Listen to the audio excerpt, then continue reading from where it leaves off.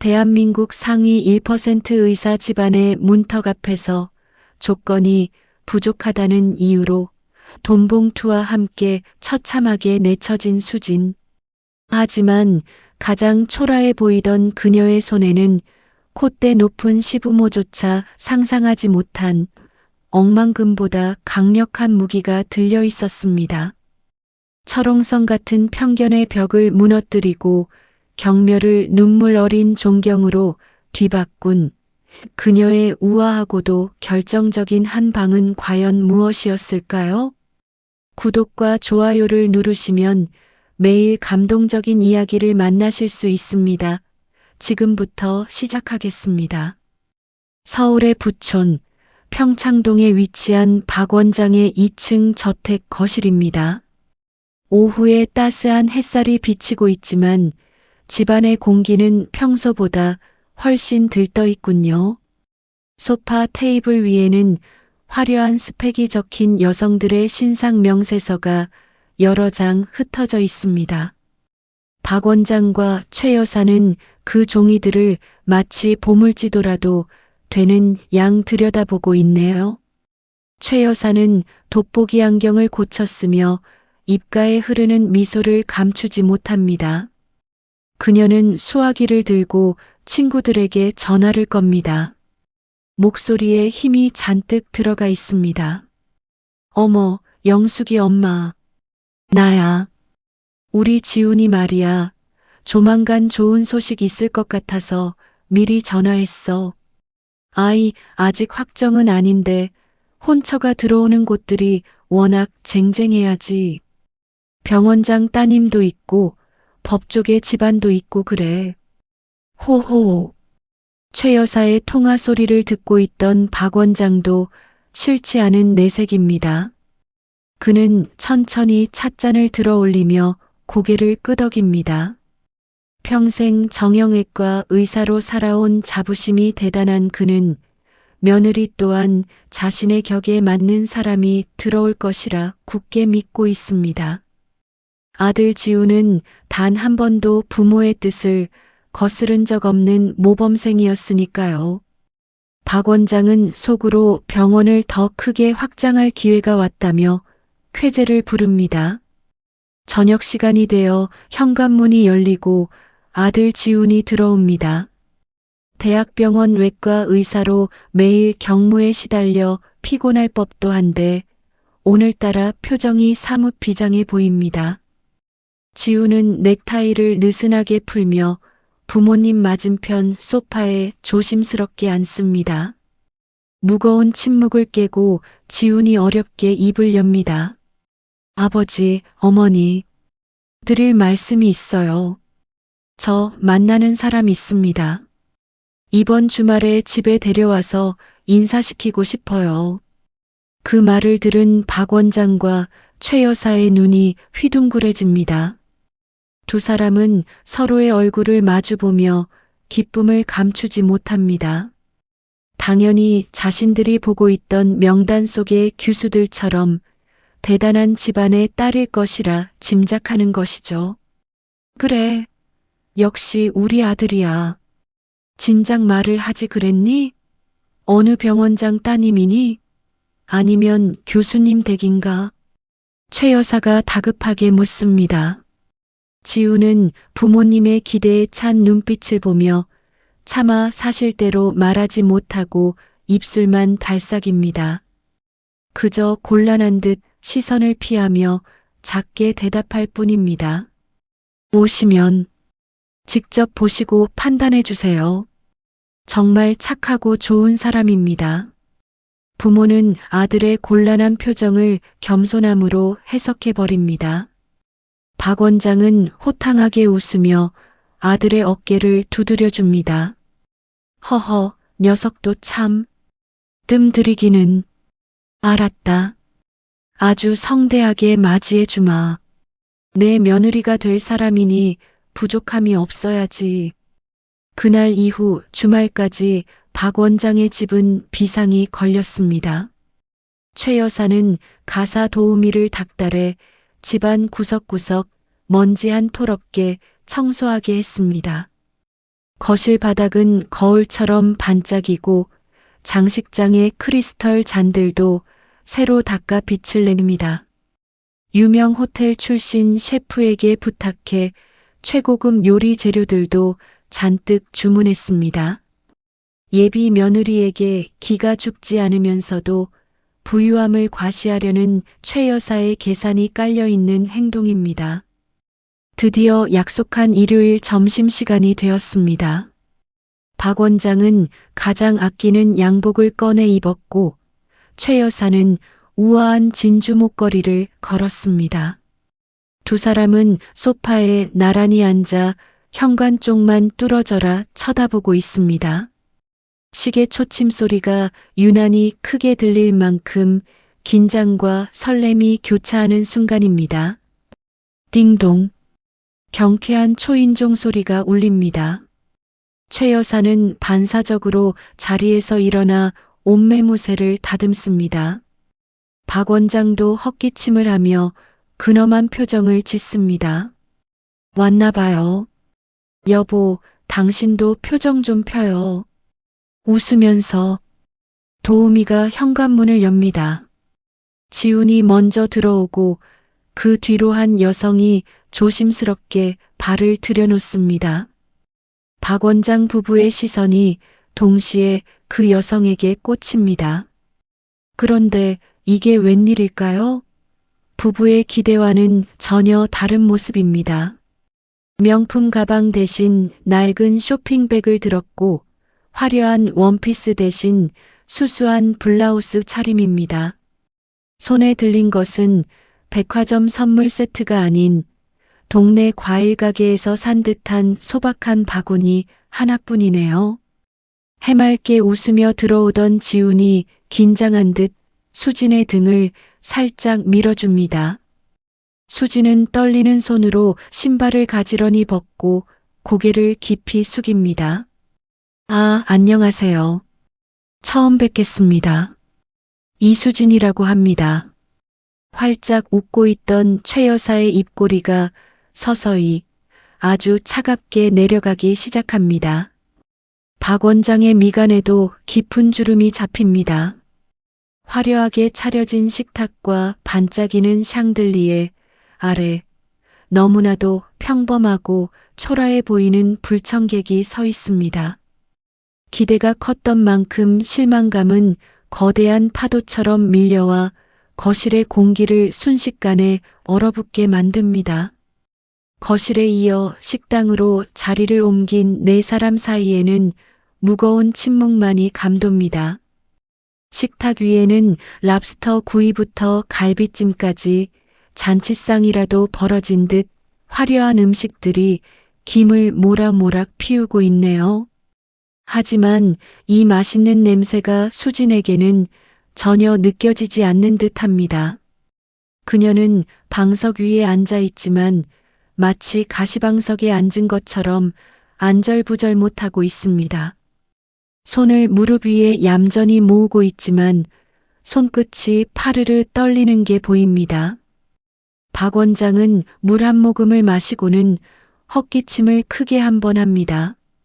그리고는 수진을 향해 날카로운 눈빛을 보냅니다. 마치 환자의 엑스레이 사진을 판독하듯 그녀의 머리부터 발끝까지 훑어보는군요. 그는 에둘러 말하는 법이 없습니다. 식사도 하기 전에 대뜸 본론부터 꺼내듭니다. 그래, 우리 지훈이랑은 어떻게 만난 건가? 부모님은 뭐 하시는 분들이고 대학은 어디 나왔나? 지훈이 당황해서 아버지를 말리려 하지만 박 원장은 손을 들어 아들의 말을 막습니다. 수지는 마른 침을 꿀꺽 삼킵니다. 언젠가는 털어놓아야 할 사실이었지만 이렇게 차가운 분위기 속에 말하게 될 줄은 몰랐을 겁니다. 그녀는 잠시 망설이다가 결심한 듯 고개를 들고 작은 목소리로 또박또박 대답합니다. 지훈 씨와는 병원에서 만났습니다. 저는 개인 병원에서 간호조무사로 일하고 있습니다. 그리고 부모님은 제가 어릴 때 사고로 돌아가셔서 할머니 손에 자랐습니다. 대학은 형편이 어려워가지 못했습니다. 수진의 말이 끝남과 동시에 식당 안에는 정적이 흐릅니다. 째깍거리는 벽시계 소리마저 멈춘 것 같은 기분입니다. 박 원장의 얼굴이 불그락푸르락 변해갑니다. 기대가 컸던 만큼 배신감도 큰 법이죠. 그는 들고 있던 은수저를 식탁 위에 거칠게 내려놓습니다. 쨍그랑하는 날카로운 금속음이 네 사람의 심장을 찌르는 것 같습니다. 뭐라고? 간호사도 아니고 조무사? 게다가 고아의 고졸이라니. 지금 장난해? 박 원장의 목소리가 언성을 높이며 쩌렁쩌렁 울립니다. 옆에 앉아있던 최 여사의 표정도 싸늘하게 식어버렸습니다. 그녀는 도우미 아주머니를 부르며 신경질적으로 소리칩니다. 아줌마, 여기 음식 다 치워요. 입맛이 싹 달아나서 못 먹겠네. 물이나 가져와요, 찬물로. 최 여사는 수진 쪽은 쳐다보지도 않고 고개를 획 돌려버립니다. 손님을 앞에 두고 음식을 치우라는 건 당장 나가라는 말보다 더 무서운 축객령이나 다름없습니다. 수진의 얼굴은 하얗게 질려버렸고 눈가에는 어느새 그렁그렁 눈물이 맺힙니다.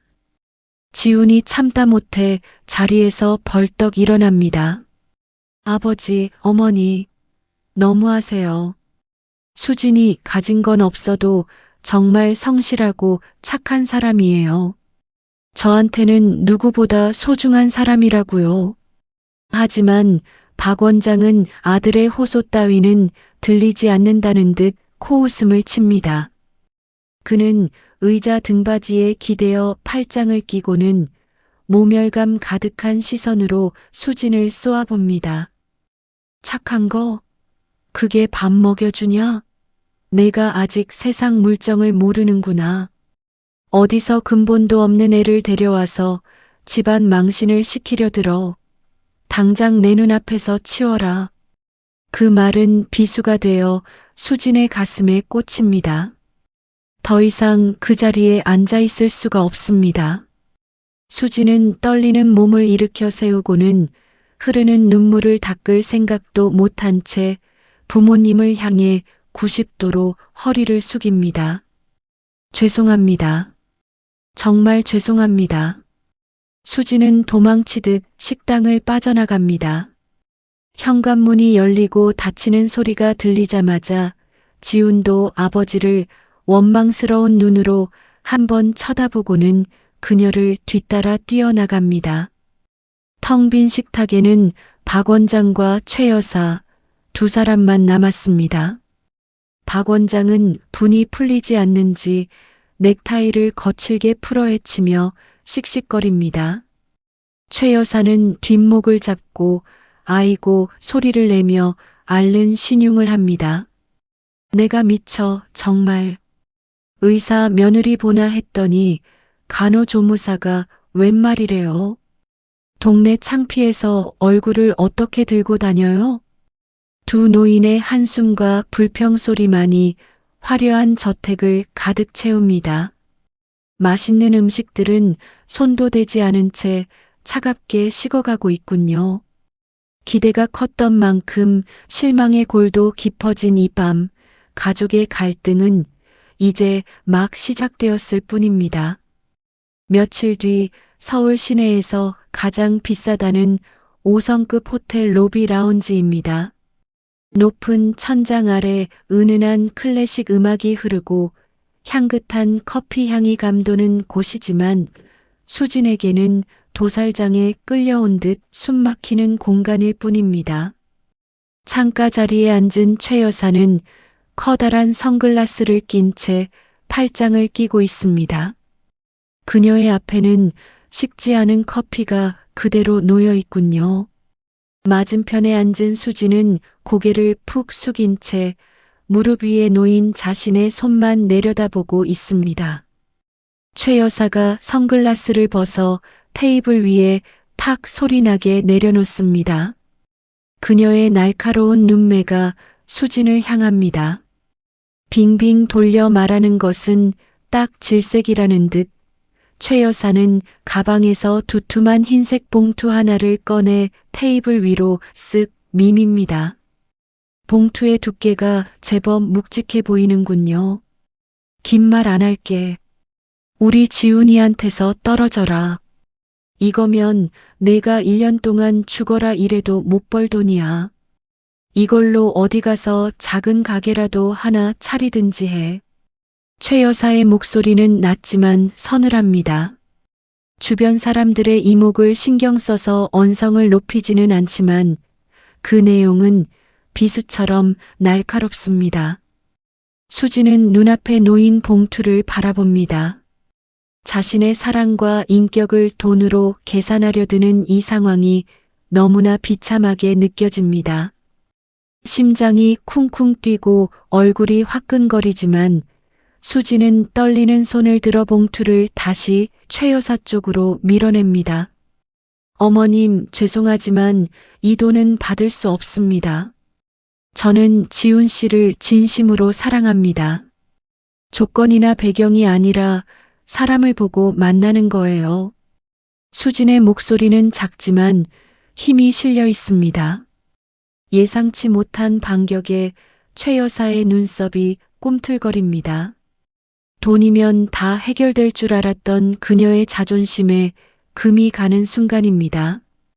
감히 내 말을 거역하냐는 듯 최 여사의 얼굴이 붉게 달아오릅니다. 사랑? 내가 아직 어려서 세상 무서운 줄 모르는구나. 사랑이 밥 먹여주니? 우리 지훈이가 너 같은 애 때문에 앞길 막히는 꼴 내 눈에 흙이 들어가도 못 봐. 주제를 알아야지 어디서 감히. 최 여사는 분을 참지 못하고 핸드백을 거칠게 낚아챕니다. 더 이상 대화할 가치도 없다는 태도입니다. 그녀는 자리에서 일어나며 수진을 향해 경멸 어린 시선을 던집니다. 뻔뻔한 것. 두고 보자. 내가 언제까지 버티나. 최 여사는 또각또각 구두 소리를 내며 뒤도 돌아보지 않고 라운지를 빠져나갑니다. 덩그러니 남겨진 수진의 눈에서 기어이 참았던 눈물이 뚝뚝 떨어집니다. 하지만 그녀는 주먹을 꽉 쥡니다. 돈에 굴복해 물러서는 것은 지훈에 대한 예의가 아니라고 생각하기 때문이죠. 장면이 바뀌어 평창동 저택 안방입니다. 외출해서 돌아온 최 여사는 머리에 흰 띠를 동여매고 침대에 드러누웠습니다. 끙끙 앓는 소리가 방문 밖까지 새어나옵니다. 퇴근하고 돌아온 박 원장이 놀라서 방으로 들어옵니다. 아니 여보, 어디가 안 좋은 거야? 낮에 나갈 때만 해도 멀쩡하더니. 최 여사는 남편을 보자마자 억울함을 토해냅니다. 낮에 있었던 일을 미주알 고주알 일러 바치는데 물론 자신에게 유리하도록 내용을 조금 부풀려서 말이죠. 그 여우 같은 아이가 돈도 거절하고 대들더라는 말에 박 원장의 눈매가 매섭게 변합니다. 뭐야? 감히 어른한테 대들어? 그 어린 것이 아주 보통 내기가 아니구먼. 박 원장은 넥타이를 풀어 던지며 방을 서성거립니다. 단순히 반대만 해서 될 일이 아니라는 위기감이 듭니다. 그는 서재로 가서 어딘가로 전화를 겁니다. 병원 행정실장에게 지시를 내리는 목소리가 낮고 음침합니다. 김 실장. 자네 아는 사람 중에 흥신소나 뒷조사 잘하는 사람 있나? 그래, 아주 샅샅이 뒤져봐야겠어. 약점 하나만 잡히면 가만 안 둘 테니. 지훈이 모르는 사이 부모님은 수진을 떼어놓기 위해 더 강력하고 비열한 방법을 준비하고 있습니다. 사랑을 지키려는 아들과 자식의 앞길을 위한다며 잘못된 모정을 휘두르는 부모 사이의 골은 이제 돌이킬 수 없이 깊어지고 말았습니다. 지훈이 이 사실을 알게 된다면 어떤 반응을 보일까요? 폭풍전야 같은 밤이 깊어갑니다. 며칠 뒤 주말 오후의 평창동 저택 거실입니다. 지훈은 우연히 거실 소파 위에 놓인 어머니의 핸드백을 보게 됩니다. 가방 입구가 살짝 벌어져 있는데 그 사이로 익숙한 흰 봉투가 삐져나와 있네요. 며칠 전 자신이 월급을 타서 어머니께 용돈을 드렸던 그 봉투와는 사뭇 다른 은행 로고가 찍힌 두툼한 봉투입니다. 지훈은 본능적으로 이상한 낌새를 느낍니다. 떨리는 손으로 봉투를 꺼내 안을 확인합니다. 빳빳한 5만원권 지폐들이 가득 들어있군요. 순간 머릿속에 불길한 예감이 스칩니다. 수진이 며칠 전부터 전화를 잘 받지 않고 목소리가 가라앉아 있던 이유가 퍼즐처럼 맞춰지는 순간입니다. 지훈의 얼굴이 붉게 달아오릅니다. 배신감과 분노가 가슴 깊은 곳에서 뜨겁게 치밀어 오릅니다. 그는 봉투를 움켜쥐고 부모님이 계신 안방으로 성큼성큼 걸어갑니다. 평소 조용하고 예의 바르던 아들의 발걸음 소리가 오늘따라 거칠고 무겁습니다. 어머니, 아버지, 이게 뭡니까? 설마 수진이한테 이 돈 주려고 하셨어요? 안방 문을 벌컥 열고 들어온 지훈이 소리칩니다. 침대에 기대어 텔레비전을 보던 박 원장과 최 여사가 깜짝 놀라 일어납니다. 지훈이 손에 든 봉투를 보자 최 여사의 눈동자가 심하게 흔들립니다. 당황한 기색이 역력하군요. 하지만 박 원장은 오히려 당당한 표정으로 헛기침을 합니다. 놀랄 것 없다. 내가 하도 정신을 못 차리니까 부모로서 정리를 좀 해주려던 것뿐이다. 그깟 돈 몇 푼이면 떨어져 나갈 줄 알았는데 아주 독종이더구나. 아버지의 뻔뻔한 대답에 지훈은 말문이 막힙니다. 사랑하는 사람의 자존심을 짓밟고도 미안한 기색 하나 없는 부모님의 모습에 큰 실망을 느낍니다. 어떻게 사람 마음을 돈으로 사려고 하세요? 부모님 체면이 제 행복보다 더 중요하세요? 저는 의사 박지훈이기 전에 그냥 인간 박지훈으로 살고 싶어요. 지훈의 목소리가 물기에 젖어 떨립니다. 평생 부모님 말씀이라면 거역 한 번 안 하고 살아온 착한 아들이었습니다. 그런 아들이 눈에 핏발을 세우고 대들자 최 여사는 가슴을 치며 울먹이기 시작합니다. 아이고, 내가 너를 어떻게 키웠는데 그까짓 계집애 때문에 애미한테 눈을 불하려. 내가 너 잘 되라고 그랬지 망하라고 그랬니? 박 원장도 더 이상 참지 못하고 자리에서 벌떡 일어납니다. 그의 얼굴이 분노로 일그러집니다. 시끄럽다. 어디서 건방지게 훈계질이야? 내가 누리는 그 모든 거 다 내가 피땀 흘려 만들어준 거야. 내 뜻 거역할 거면 당장 이 집에서 나가. 내 지원 없이 내가 얼마나 잘 사나 보자. 박 원장의 고함 소리가 방 안을 쩌렁쩌렁 울립니다. 일종의 최후 통첩인 셈이죠. 하지만 지훈의 눈빛은 흔들리지 않습니다. 오히려 차분하게 가라앉습니다. 그는 결심한 듯 고개를 끄덕입니다. 네, 알겠습니다. 나가드릴게요. 부모님 인형 노릇, 이제 그만하겠습니다. 지훈은 뒤도 돌아보지 않고 자신의 방으로 갑니다. 여행용 가방을 꺼내 옷가지 몇 벌과 필수품만 챙겨 넣습니다.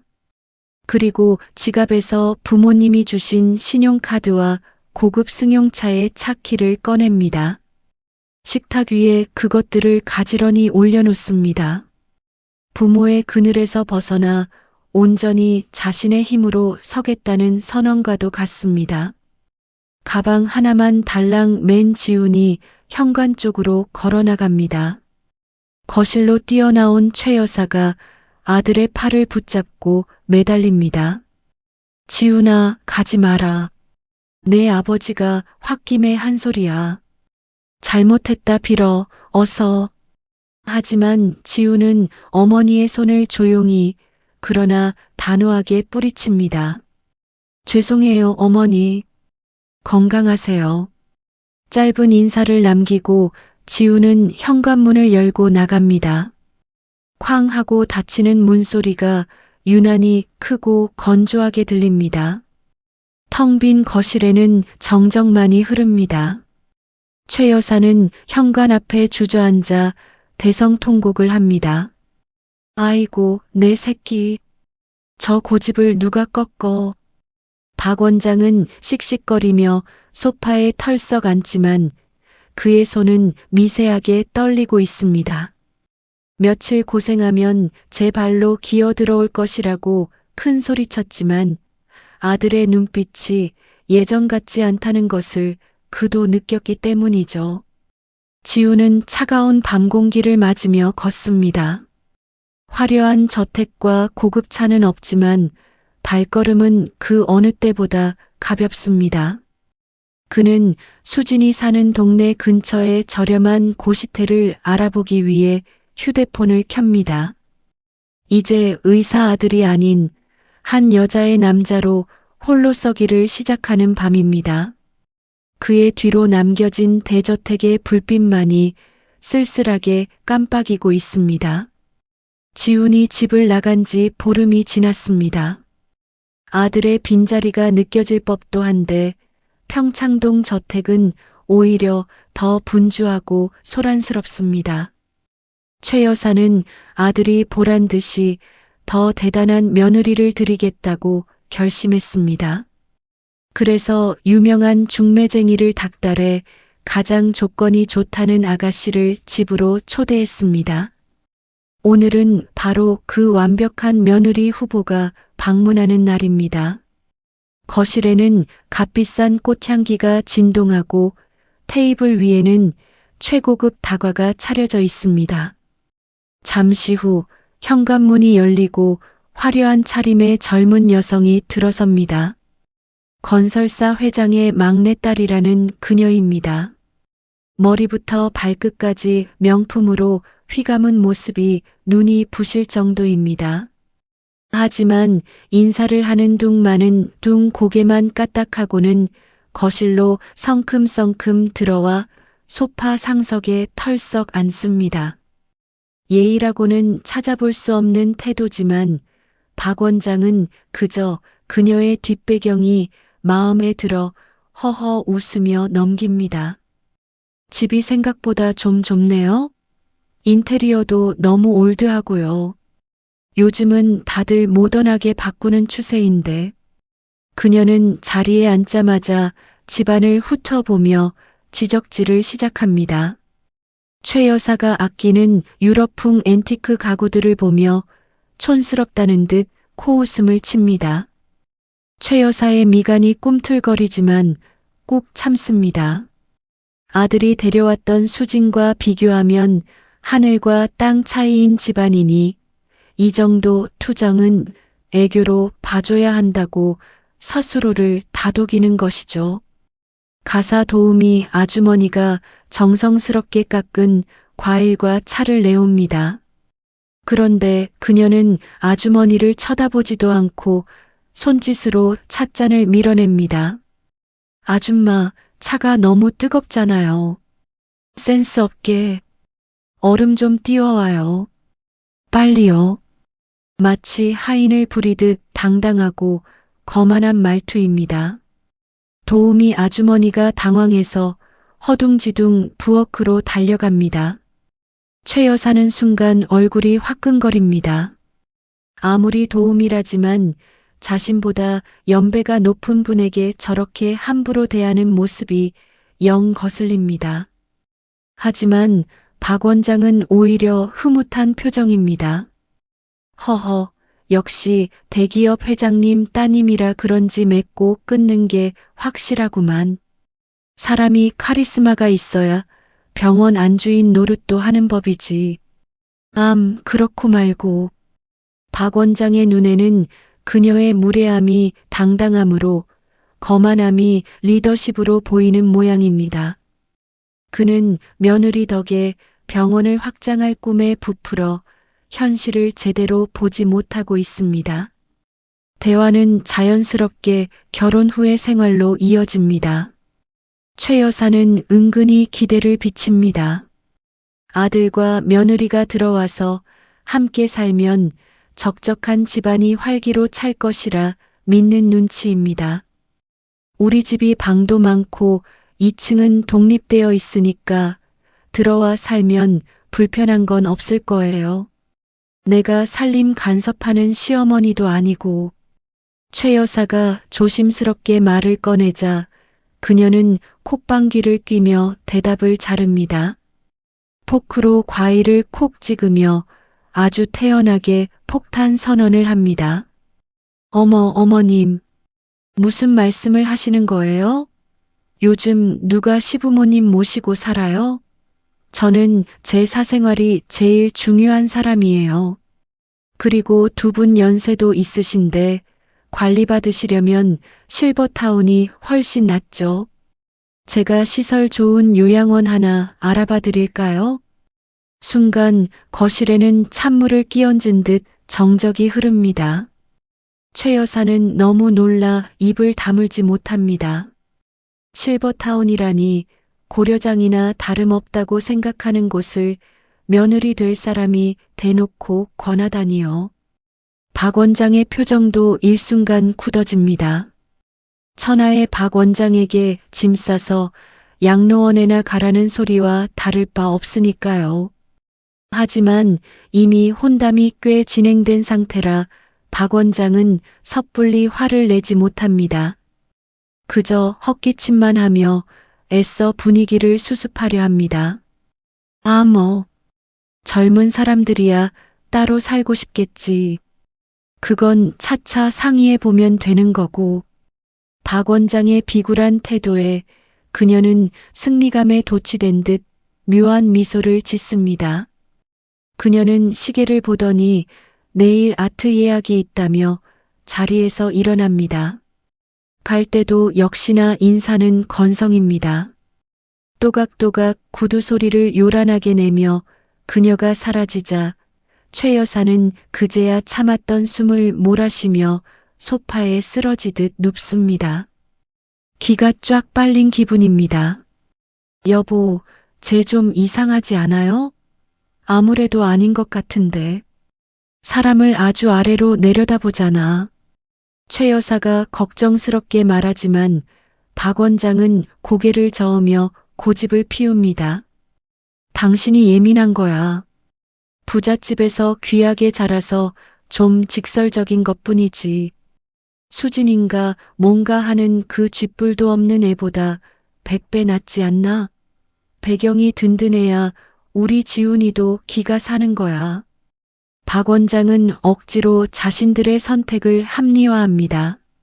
하지만 그의 목소리 끝이 미세하게 떨립니다. 화려한 겉포장에 속아 썩은 동아줄을 잡고 있다는 불안감이 스멀스멀 피어오르지만 자존심 때문에 인정하고 싶지 않은 것입니다. 가짜 보석의 화려한 빛에 눈이 멀어버린 두 노인의 모습이 위태로워 보입니다.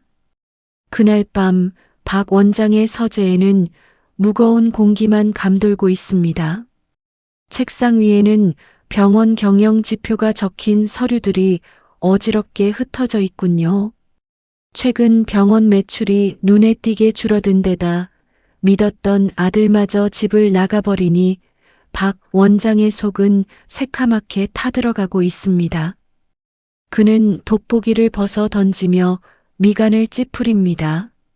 머릿속이 윙윙거리고 뒷목이 뻐근하게 당겨오는 게 영 컨디션이 좋지 않습니다. 에잉, 자식 키워봐야 다 소용없다더니.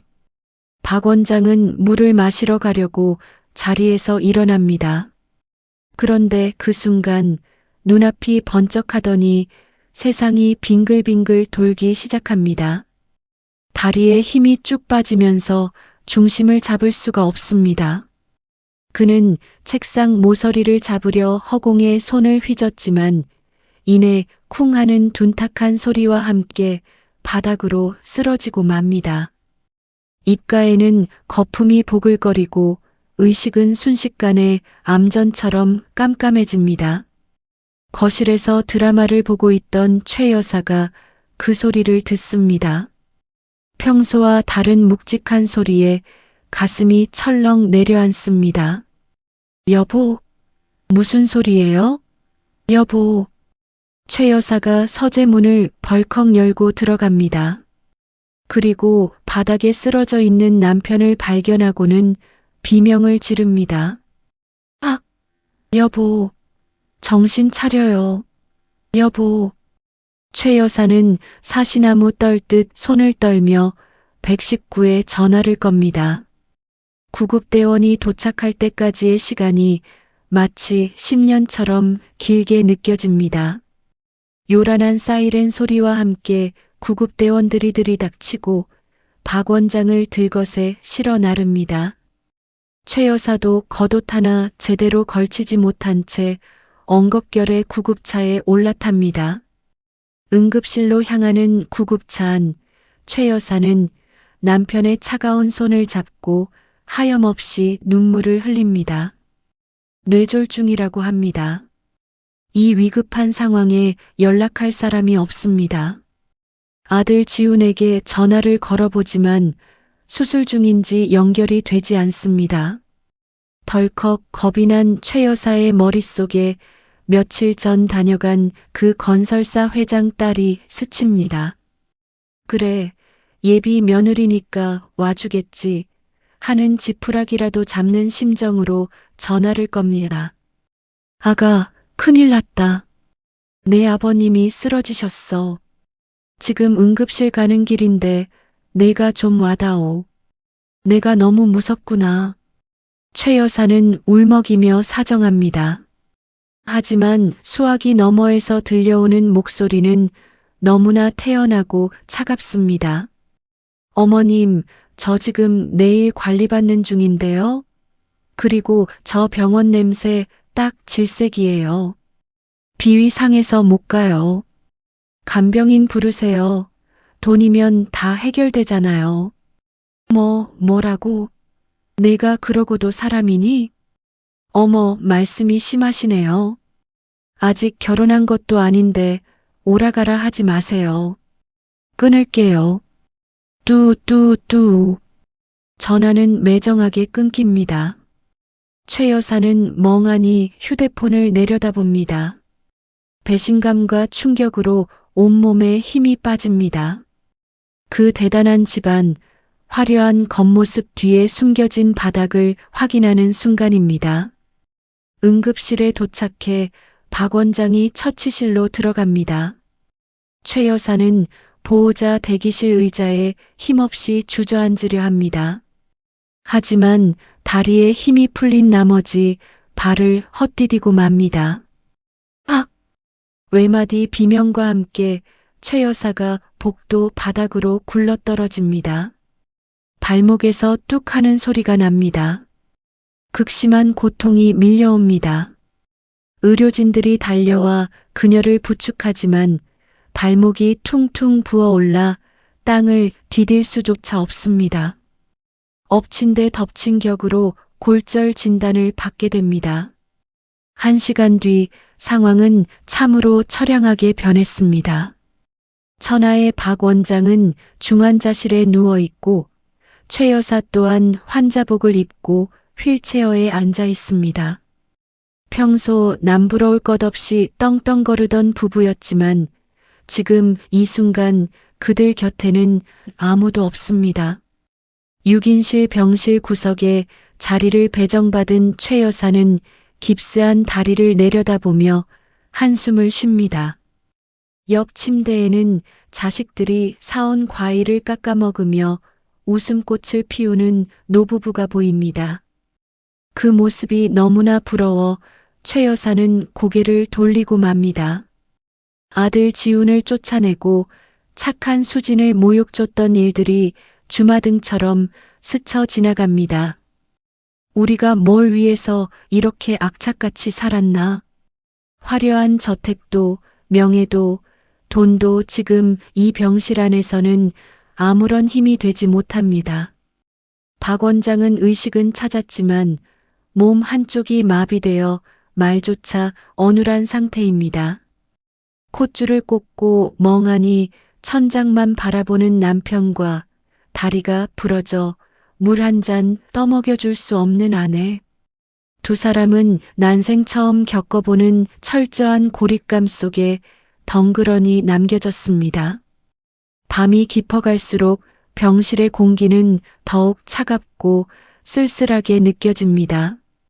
박 원장 부부가 입원한 6인실 병실의 아침 풍경은 소란스럽기 그지없습니다. 옆 침대의 환자들은 자식들이 사온 전복죽이니 곰탕이니 하는 것들을 받아먹으며 웃음꽃을 피우고 있네요. 하지만 창가 쪽 구석, 박 원장의 침대 주변은 찬바람이 쌩쌩 붑니다. 급하게 사람을 사서 보낸 간병인은 영 마음에 들지 않는 눈치입니다. 그녀는 휴대폰으로 드라마를 크게 틀어놓고 껌을 짝짝 씹으며 앉아 있습니다. 박 원장이 목이 말라 끙끙거리는 소리를 냅니다.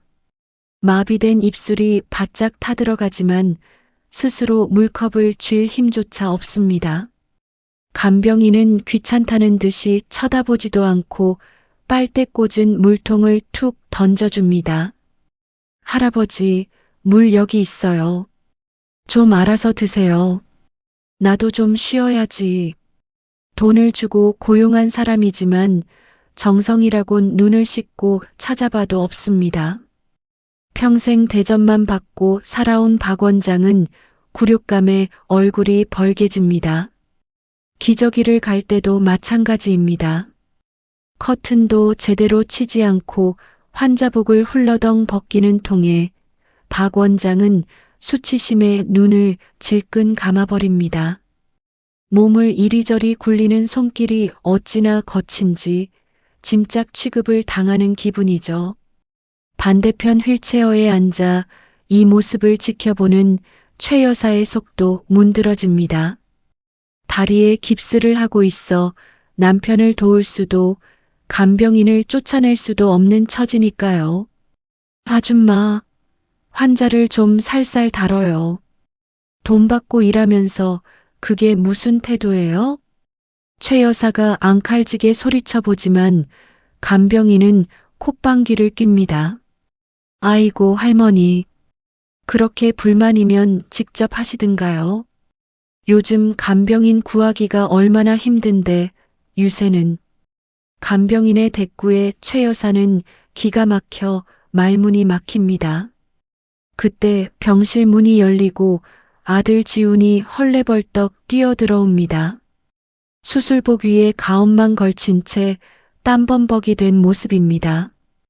부모님은 구세주라도 만난 듯 반가운 표정을 짓습니다. 지훈아, 너 이제야 오는구나. 저 간병인 좀 당장 내보내라. 하지만 지훈의 표정은 어둡습니다. 그는 시계를 자꾸 들여다보며 발을 동동 구릅니다. 어머니, 죄송해요. 저 지금 응급수술 들어가야 해서 잠깐 얼굴만 보러 왔어요. 간병인은 지금 당장 다른 분 구하기가 힘들어요. 조금만 참으세요. 저 가볼게요. 지우는 죄인 같은 표정으로 인사만 남기고 바람처럼 사라집니다.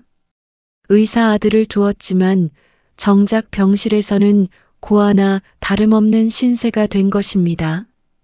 박 원장은 허탈한 듯 천장만 바라보고 최 여사는 서러움에 북받쳐 눈물을 훔칩니다. 돈도 명예도 다 부질없구나 하는 탄식이 절로 나옵니다. 점심시간이 되었습니다.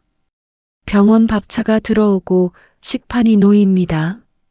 간병인은 밥 먹으러 간다며 자리를 비워버렸습니다. 배고픔에 지친 박 원장이 숟가락을 집으려 애쓰지만 마비된 손은 말을 듣지 않습니다. 최 여사가 안타까운 마음에 휠체어를 끌고 다가갑니다. 여보, 내가 떠먹여 줄게요. 입 벌려봐요.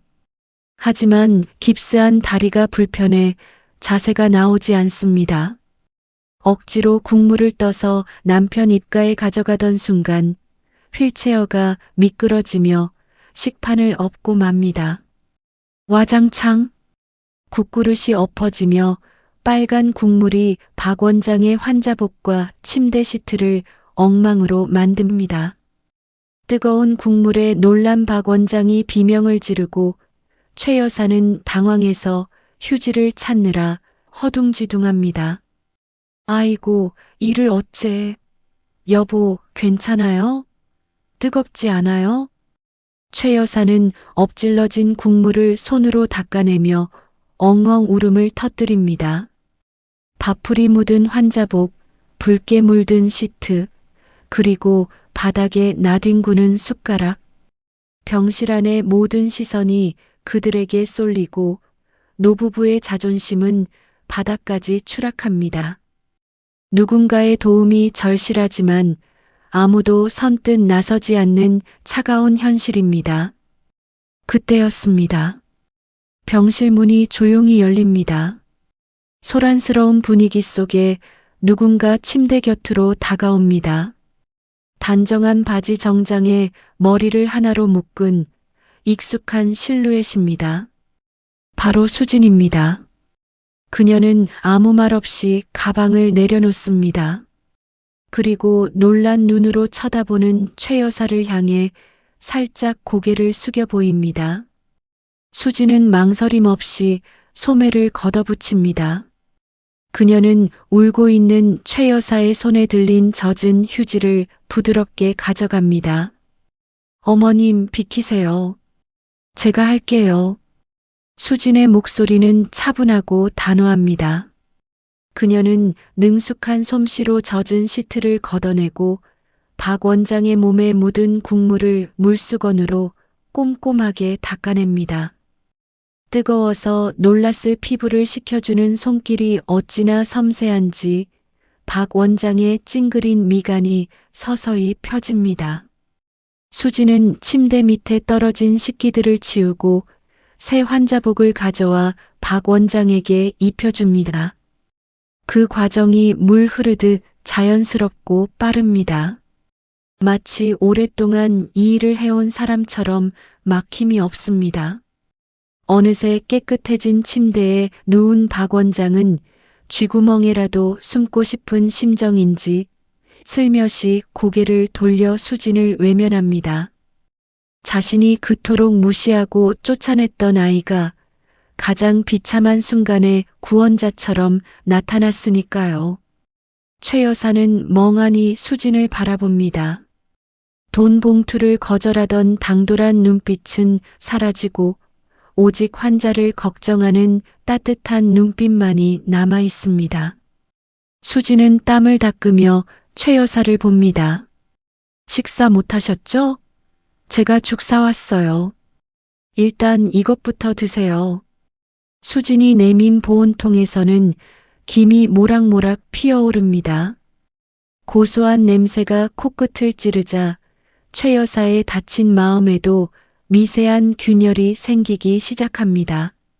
아무도 없는 고립된 병실, 유일하게 남은 건 핏줄도 돈으로 산 사람도 아닌 바로 수진이었습니다.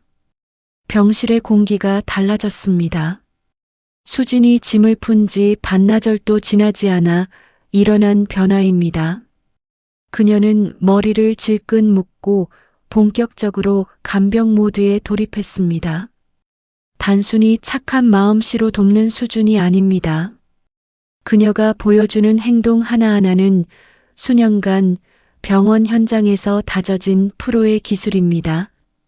수지는 2시간마다 정확하게 알람을 맞춰놓고 박 원장의 체위를 변경해 줍니다. 욕창이 생기는 것을 막기 위해서죠. 거구의 남성을 이리저리 돌려 눕히는 일이 쉽지 않을 텐데 수지는 요령 있게 힘을 쓰며 박 원장을 편안하게 만듭니다. 뻣뻣하게 굳어가는 박 원장의 마비된 팔다리를 주무르는 손길 또한 예사롭지 않습니다. 혈자리를 꾹꾹 눌러주며 뭉친 근육을 풀어주니 박 원장의 입에서 저절로 앓는 소리 대신 시원한 탄성이 새어나옵니다. 아버님, 여기 어깨가 많이 뭉치셨네요. 제가 좀 풀어드릴게요. 아프시면 말씀하세요. 박 원장은 대답 대신 눈을 지그시 감습니다. 비싼 도수 치료를 받을 때보다 훨씬 개운하고 편안합니다. 자신이 조무사 나부랭이라고 무시했던 그녀의 직업이 지금 이 순간에는 신의 손길처럼 느껴지는 아이러니한 상황입니다. 점심시간이 되자 수지는 집에서 싸온 보온 도시락통을 꺼냅니다. 뚜껑을 열자 고소한 참기름 냄새가 병실 가득 퍼집니다. 전복을 곱게 갈아 만든 영양죽입니다. 병원 밥이 입에 맞지 않아 끼니를 거르던 최 여사의 코가 벌름거립니다. 어머님, 병원 밥 맛없으시죠? 이거 드세요. 간을 심심하게 해서 드시기 편할 거예요. 수지는 최 여사의 침대 테이블을 펴고 숟가락을 쥐어줍니다. 최 여사는 짐짓 튕기는 척하며 죽을 한 숟가락 떠먹습니다. 입안에서 사르르 녹는 맛이 일품입니다. 며칠 동안 빵 쪼가리로 때우던 속이 따뜻하게 풀립니다. 최 여사는 게 눈 감추듯 죽 한 그릇을 싹 비웁니다. 민망함에 헛기침을 하면서도 빈 그릇을 내미는 손길은 솔직합니다. 오후 회진 시간이 되었습니다. 담당 간호사가 주사 카트를 끌고 들어옵니다. 박 원장은 혈관이 얇고 잘 숨는 편이라 주사 맞을 때마다 곤욕을 치르곤 했습니다. 이번에도 간호사가 혈관을 찾지 못해 바늘을 찌르려다 머뭇거립니다. 박 원장이 겁을 먹고 몸을 움찔거리자 옆에 서 있던 수진이 차분하게 나섭니다. 선생님, 아버님 혈관이 이쪽보다는 손등 쪽이 더 잘 잡히세요. 그리고 지금 긴장하셔서 혈관이 수축했거든요. 제가 팔을 좀 잡아드릴게요. 수지는 박 원장의 손을 따뜻하게 감싸주며 안심시킨 뒤 간호사가 주사를 놓기 좋게 팔의 각도를 잡아줍니다. 덕분에 간호사는 한 번에 주사를 성공합니다. 어머, 보호자분이 전문가시네요. 덕분에 수월하게 했어요. 감사합니다. 간호사의 칭찬에 박 원장의 어깨가 으쓱해집니다. 옆 침대 환자들과 보호자들이 부러운 눈빛으로 쳐다보며 한마디씩 거듭니다. 박 원장님네는 복도 많아. 며느리가 어쩜 저렇게 야무져? 딸이라고 해도 믿겠네. 그러게 말이야. 요즘 저런 젊은 사람이 어디 있어. 얼굴도 예쁜데 마음씨는 비단결이네. 쏟아지는 칭찬에 최 여사의 얼굴이 붉어집니다. 며칠 전까지만 해도 근본 없는 애라고 욕했는데 남들 눈에는 효부로 비치고 있으니까요. 최 여사는 쥐구멍에라도 숨고 싶으면서도 한편으로는 수진 덕분에 으쓱해지는 묘한 이중 감정을 느낍니다. 가장 난감한 순간은 박 원장의 배변 시간이었습니다. 묵직한 신호가 오자 박 원장의 얼굴이 사색이 됩니다. 며느리 될 아이에게 아랫도리를 보이는 수치심은 죽기보다 싫은 일일 겁니다. 박 원장이 식은땀을 흘리며 참으려 하자 수진이 눈치 빠르게 커튼을 칩니다. 아버님, 참으시면 병돼요. 자연스러운 생리 현상인데 부끄러워하실 거 없어요. 제가 안 불편하게 빨리 끝내드릴게요. 수지는 비닐 장갑을 끼고 능숙하게 기저귀를 교체합니다. 지독한 냄새가 날 법도 한데 그녀는 미간 한번 찌푸리지 않습니다.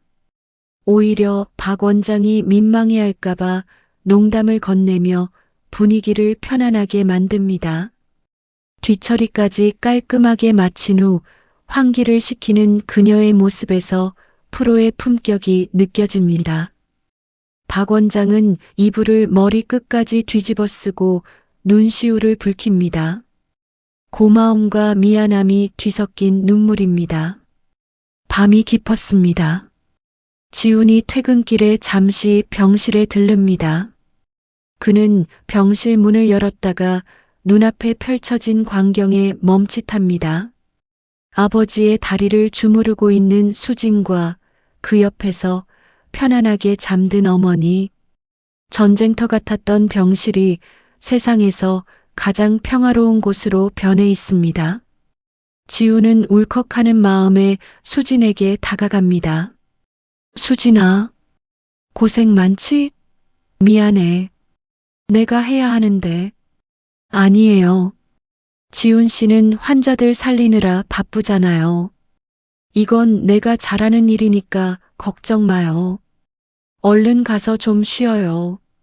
수진은 지훈을 떠밀어 보내고 간이 침대에 몸을 뉘입니다.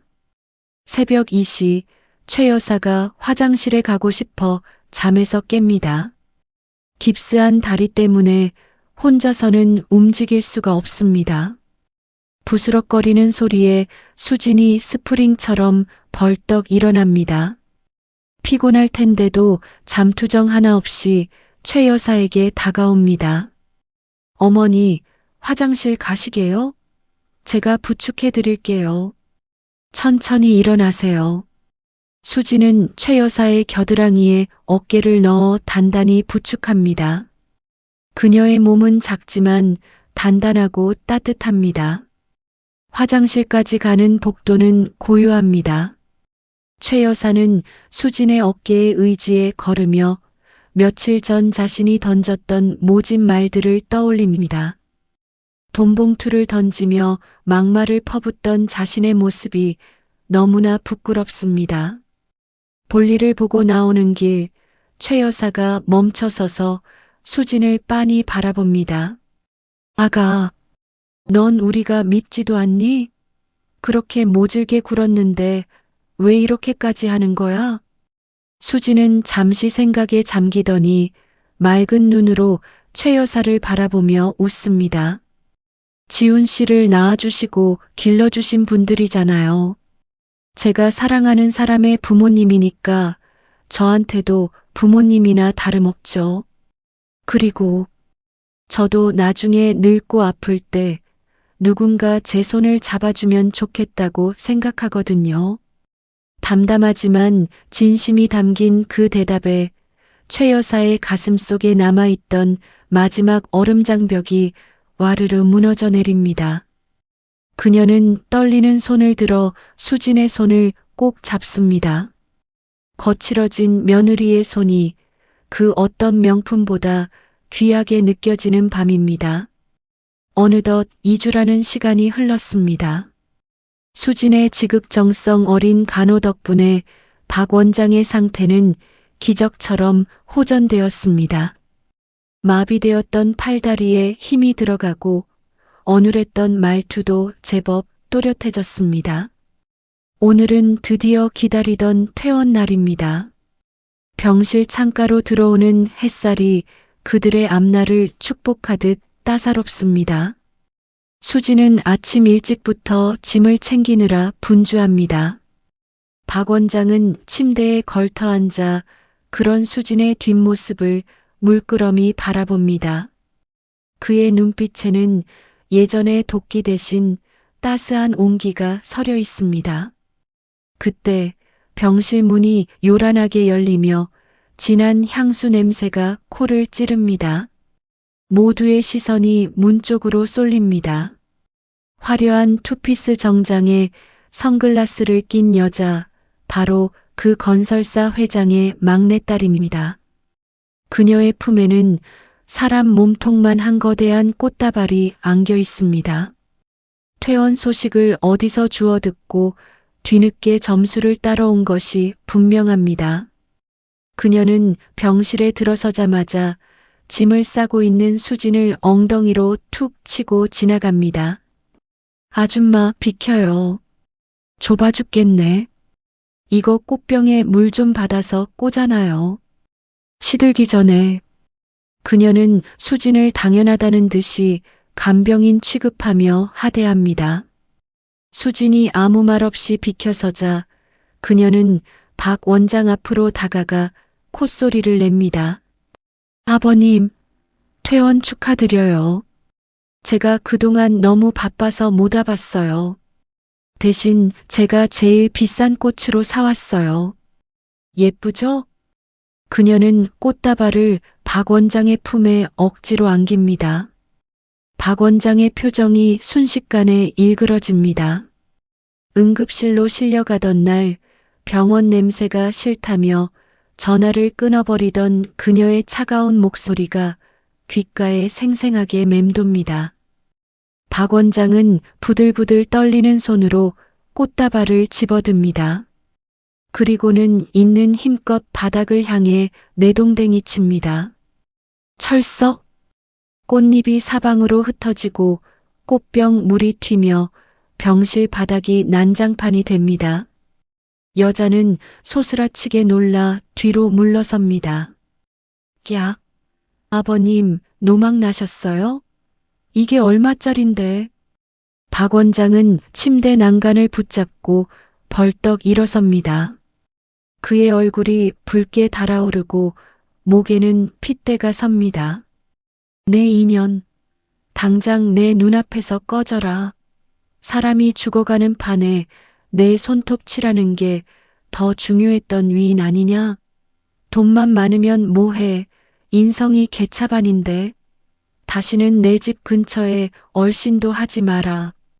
병실이 떠나갈 듯한 호통 소리에 여자는 입을 딱 벌리고 얼어붙습니다. 그때 옆에 있던 최 여사가 지팡이를 짚고 일어납니다. 아직 다리가 불편하지만 그녀의 기세는 그 어느 때보다 당당합니다. 최 여사는 지팡이 끝으로 문을 가리키며 소리칩니다. 안 들리니? 썩 나가. 우리 며느리한테 함부로 하지 말고 당장 꺼져. 어디서 배워먹은 버르장머리야?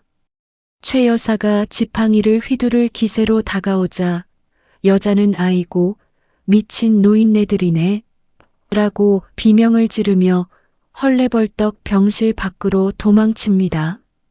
쫓겨가는 그녀의 뒷모습이 참으로 볼품없습니다. 그 광경을 지켜보던 옆 침대 환자들과 보호자들이 일제히 박수를 칩니다. 아이고 속 시원해라. 박 원장님 아주 잘하셨어요. 10년 묵은 체증이 다 내려가네. 소란이 가라앉자 병실에는 다시 평화가 찾아옵니다. 박 원장은 거친 숨을 몰아쉬며 침대에 다시 앉습니다. 그리고 구석에 서서 어쩔 줄 몰라 하는 수진을 손짓으로 부릅니다. 수진아, 이리 좀 와보거라. 수진이 조심스럽게 다가가자 박 원장은 그녀의 손을 덥석 잡습니다. 2주 동안 험한 병수발을 드느라 거칠어진 수진의 손이 박 원장의 보드라운 손 안에 들어옵니다. 박 원장은 그 손을 자신의 볼에 가져다 댑니다. 그의 눈에서 뜨거운 눈물이 주르륵 흘러내립니다. 미안하다. 내가 정말 미안하다. 의사 면허증보다 돈보다 훨씬 귀한 게 사람 살리는 마음인데 내가 늙어서 눈이 멀었었구나. 너 같은 보석을 몰라보고 돌멩이 취급을 했어. 이 못난 시애비를 용서해 다오. 박 원장의 진심 어린 사과에 수진의 눈시울도 붉어집니다. 그녀는 고개를 저으며 눈물을 삼킵니다. 아니에요, 아버님. 건강해지셨으니 그걸로 됐어요. 옆에 있던 최 여사도 수진을 와락 끌어안습니다. 고맙다, 아가. 내가 우리를 살렸다. 너 아니었으면 우리는 지금쯤 찬밥 신세였을 거야. 이제 내가 진짜 우리 딸이다. 퇴근하고 들어오던 지훈이 이 광경을 목격합니다. 부모님과 수진이 서로를 끌어안고 우는 모습. 그것은 슬픔의 눈물이 아니라 묵은 갈등과 오해가 씻겨 내려가는 치유의 눈물입니다. 지훈은 말없이 다가가 세 사람을 넓은 품으로 감싸 안습니다. 아버지, 어머니, 정말 감사합니다. 병실 안의 훈훈한 공기가 차가운 병원 복도까지 따뜻하게 데우는 듯합니다. 조건과 편견이라는 높은 벽이 무너진 자리에는 진심이라는 튼튼한 다리가 놓였습니다. 이제 그들은 남들이 부러워하는 가짜 행복이 아닌 서로의 체온을 나누는 진짜 가족이 되어 집으로 돌아갈 준비를 마쳤습니다. 어느덧 1년이라는 시간이 훌쩍 지났습니다. 계절은 다시 돌아와 따스한 봄입니다. 정막만 감돌던 평창동 박 원장의 2층 저택 정원에는 알록달록한 풍선이 매달려 있고 고소한 고기 굽는 냄새가 담장을 넘어 골목까지 퍼져나갑니다.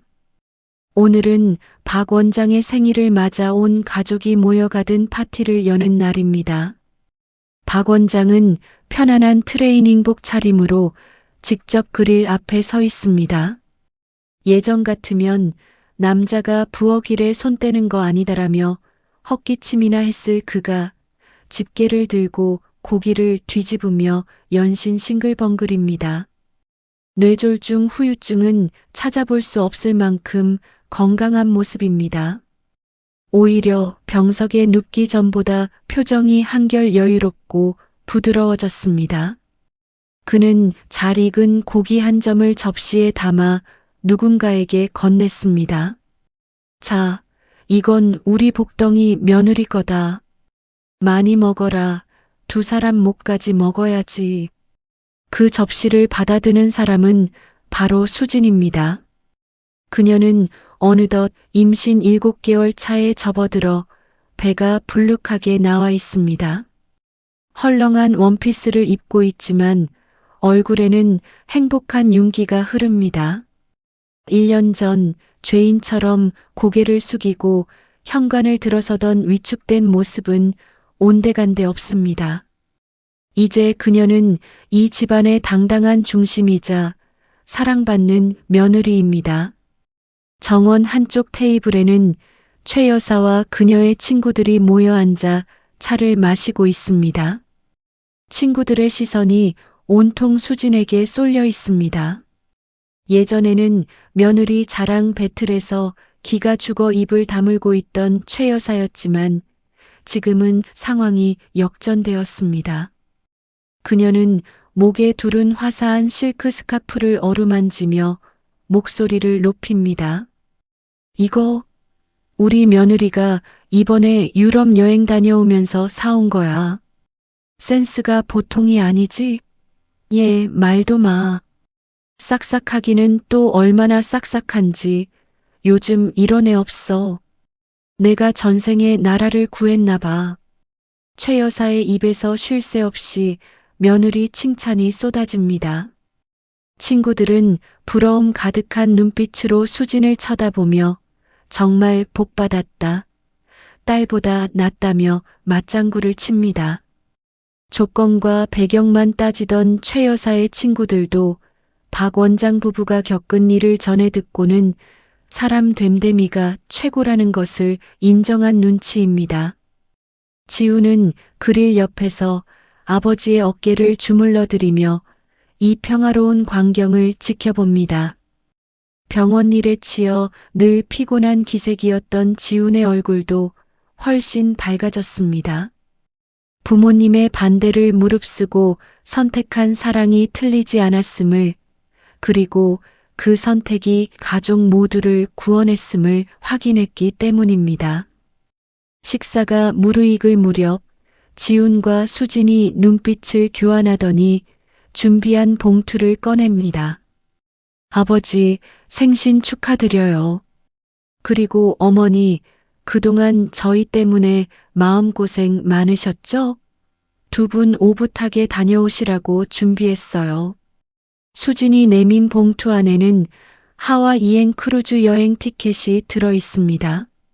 금혼식 때도 제대로 된 여행 한 번 못 가봤던 박 원장 부부는 티켓을 보고 눈이 휘둥그레집니다. 아니, 이 비싼 걸. 우리 며느리 돈 많이 썼겠구나. 박 원장은 짐짓 걱정하는 척하지만 입가에 걸린 미소는 귀에 걸릴 지경입니다. 최 여사는 어머, 나 수영복 새로 사야겠네. 라며 아이처럼 손뼉을 칩니다. 해가 뉘엿뉘엿 넘어가고 정원에는 은은한 조명이 켜집니다. 박 원장은 지훈을 조용히 부릅니다. 그리고 와인 잔을 부딪히며 나직하게 말합니다. 지훈아, 내가 이겼다. 아니, 내가 나보다 훨씬 낫다. 사람 보는 눈 말이다. 의사 면허증보다 더 귀한 보석을 내가 찾아왔어. 고맙다. 아버지의 투박하지만 진심 어린 칭찬에 지훈은 코끝이 찡해집니다. 파티의 마무리는 가족사진 촬영입니다. 삼각대를 세워두고 네 사람이 카메라 앞에 섭니다. 박 원장과 최 여사가 가운데 의자에 앉고 지훈과 수진이 그 뒤에 섭니다. 자, 찍습니다. 김치. 타이머 소리에 맞춰 모두가 환하게 웃습니다. 1년 전 냉랭한 기운이 감돌던 텅 빈 식탁과는 비교할 수 없는 따뜻한 온기가 프레임을 가득 채웁니다.